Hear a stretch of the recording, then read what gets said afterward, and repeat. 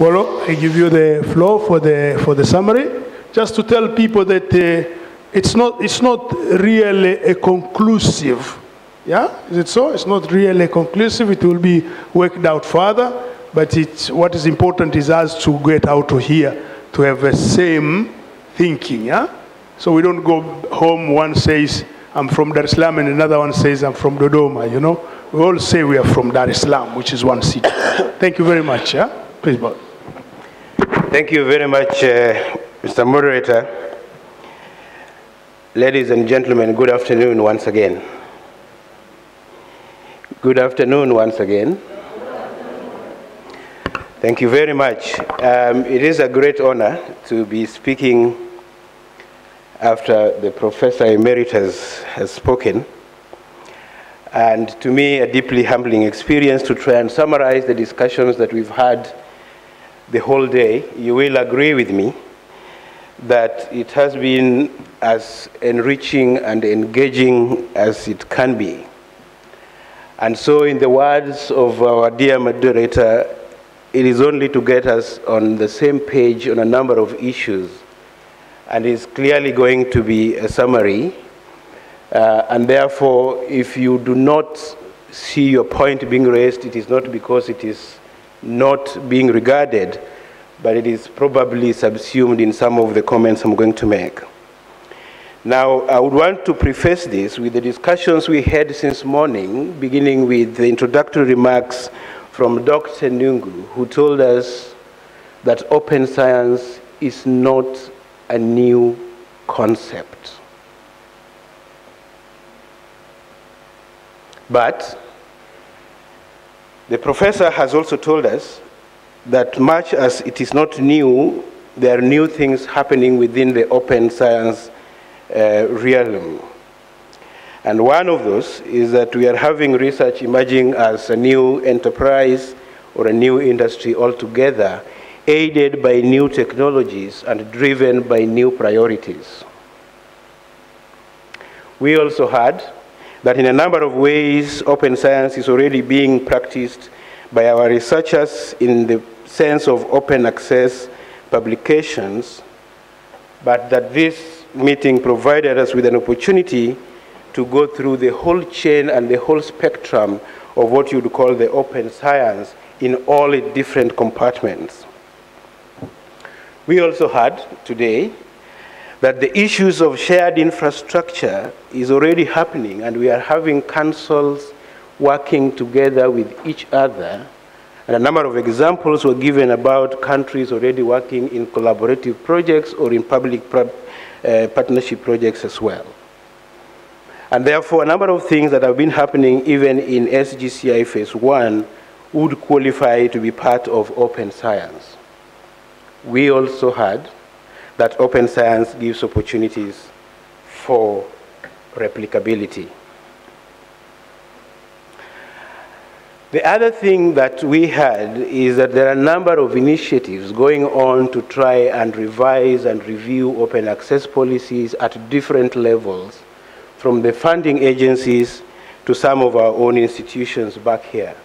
The question that was being raised was if open science does lead to further marginalization, or does it lead to inclusivity?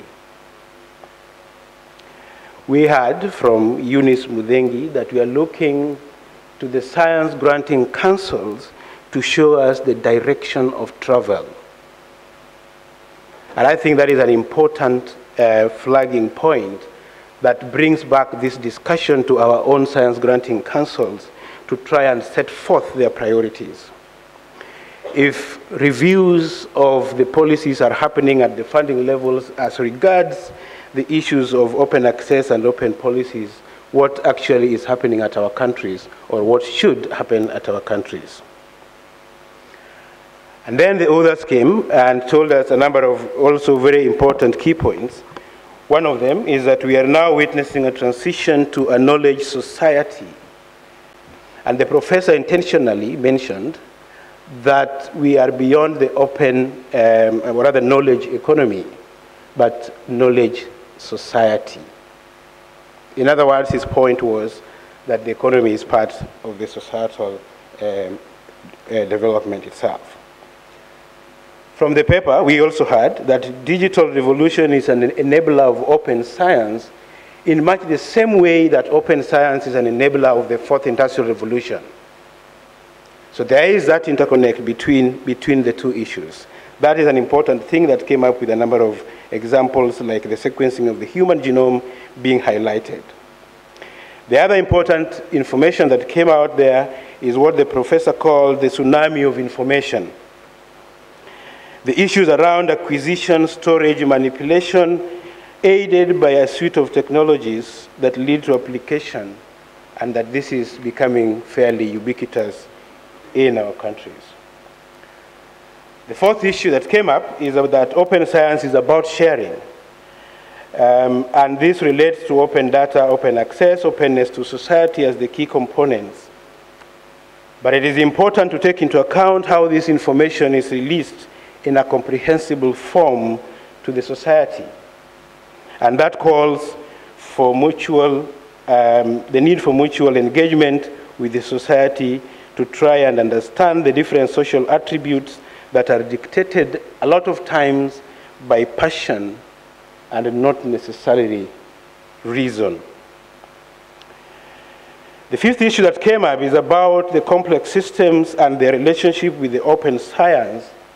And if you remember the professor's presentation around those birds flying, and he mentioned about the small-scale complexity as it relates to large-scale simplicity and the emergent behavior that results out of that. In summary, he also said that science has an opportunity to address the complexity, but the challenge of sustainability remains. On a hopeful note, he also mentioned that we have now the tools to address those issues. And the professor gave us what he called the rules of the road on a journey that involves a number of different actors. The sixth issue that came up was the issue of the African continental trade area and how the fourth industrial revolution and open science could enable that. And the key emphasis here is that if we don't take care of the fourth industrial revolution, then we are going to have challenges even with the continental free trade area. Seventh issue, there are dark sides to all these things as there are in all the technologies, but the society, we need to organize ourselves on how we are going to manage those risks and mitigate them. And then that took us to a discussion that led us to a set of issues. One of them is we must know and organize ourselves on how we manage the data that will come through. And if you saw that diagram again, we are told data is the fuel that's going to power the revolution that we are seeing as we go along. And therefore, there are issues here about policies, about strategies, about business plans, about advisory services, capacities, skills, and issues around acquisition, disposal, publication, and the rest of it. And we also learned as a ninth issue that a lot of initiatives are already happening in our countries, and there were examples given in Ethiopia, Tanzania, South Africa, Senegal, Botswana, Zambia, Burkina Faso, amongst other countries. The other set of issues that have come up very clearly is about the essentials that we need to try and harness issues of open science. And one of them is the computational ability of our countries. And the professor has just again emphasized the issue of ICTs and digital revolution. The other set of issues is about the convergence of policies and strategies and the fact that we need to look at our countries and what is offered there and how we can harmonize all those together. And then there was a suggestion about the African Grand Challenges Program. A bit of touch on issues of STISA 2024 and the fact that it recognizes that we have low intra-African collaboration, few critical masses of researchers in our countries, and low rates of knowledge production. But what is more important out of that is that the intermediary roles of our science granting councils in trying to mobilize resources and foster collaborations remain extremely important. And therefore, there is a call to collective action from our own science granting councils. And there is a proposal to consider an African open science area to complement the African continental free trade area. The others ended with a set of recommendations. I've only highlighted a few, but the paper has a lot more. But one of them is that we need to choose our level of ambition or prioritization of the issues that we need to pursue.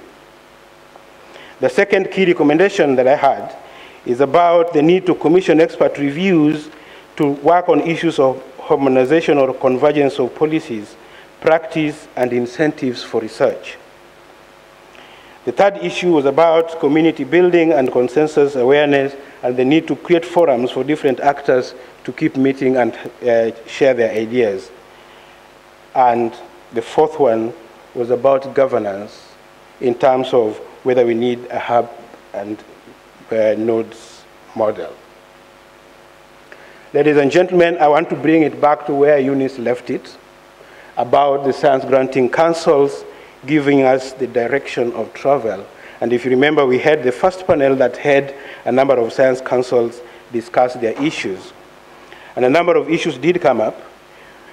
Zimbabwe told us they are in a consultative mode, and that they're very much, the Research Council of Zimbabwe is very much engaged on working on policies and giving advice to governments.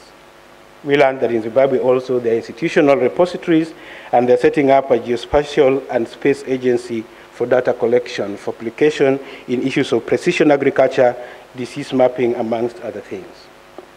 From Cote d'Ivoire, PASRES, we heard that there is a need to strengthen capacity to collect the data, the need to have legal instruments to protect the researchers and access, and issues to initiate at least one journal on open science. We heard that this could lead to inclusivity and participation of recipients of grants in valorization of research outputs.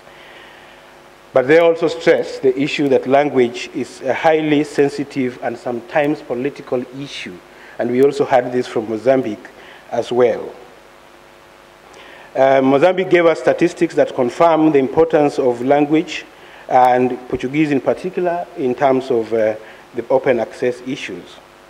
And then when we got to Burkina Faso, issues of communication of scientific outputs to the community was highlighted as a key weak link in these discussions altogether.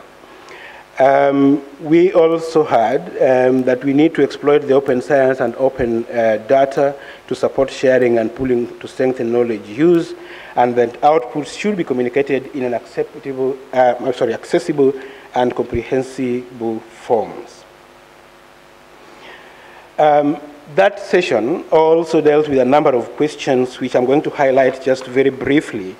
One of them was about can open science unlock resource mobilization and increased funding?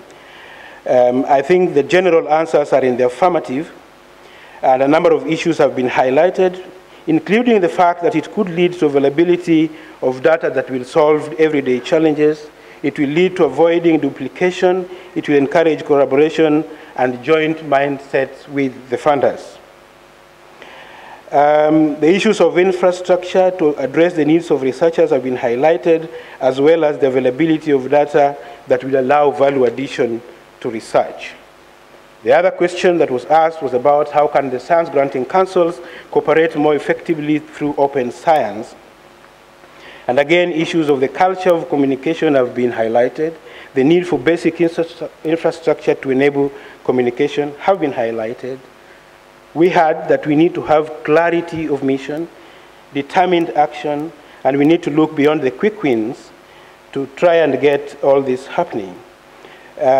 Then the role of the private sector as beneficiaries or supporters have been highlighted, and we have had examples from FONREAD in Burkina Faso, and the issues around informal sector needs have been also, and the need to integrate private sector into all these discussions have been highlighted.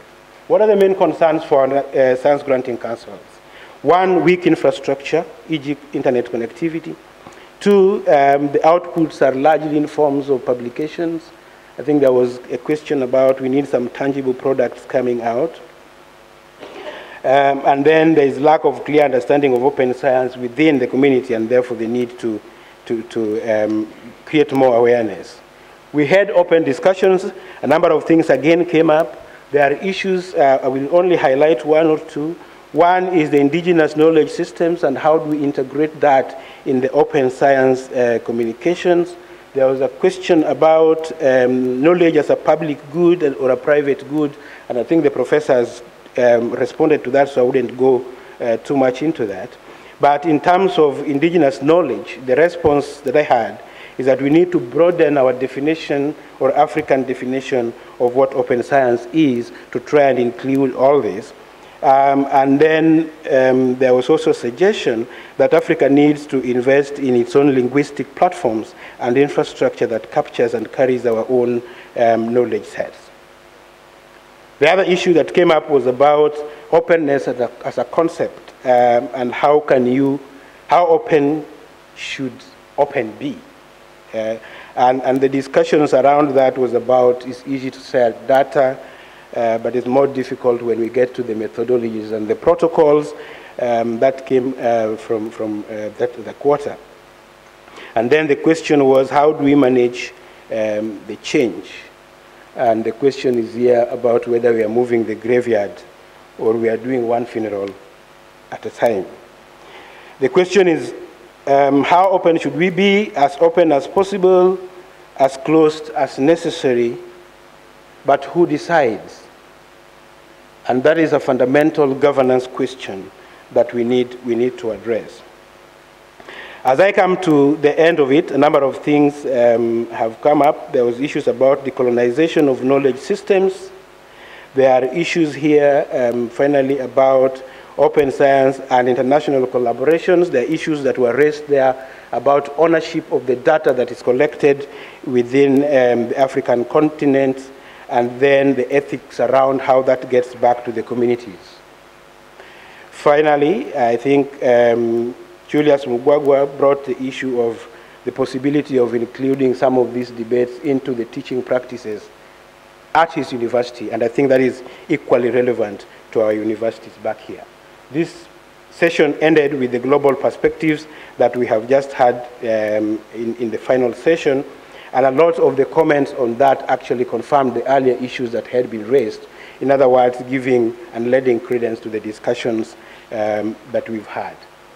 As the moderator said, it's a fairly summarized version of all the important discussions that we've had. I couldn't have picked it all, but if we have any additions or you think there are issues that have been left out that shouldn't be left out, or that have been included that you would want left out, I'm happy to receive those comments and revise this, as we shall type it out and share it with you within the next few days. Thank you very much, moderator. All right. That's very nice. Thank you very much, boss, for that, Bolo. You know, in Tanzania, if people dance very well, or if they sing taarab, wanatunzwa. You know, they are congratulated with money. And he made a very nice summary. So I want to give him 20,000 shillings. Yeah? Very impressed. Very impressed. Thanks very much. Thanks very much. Yeah, that's very nice of you.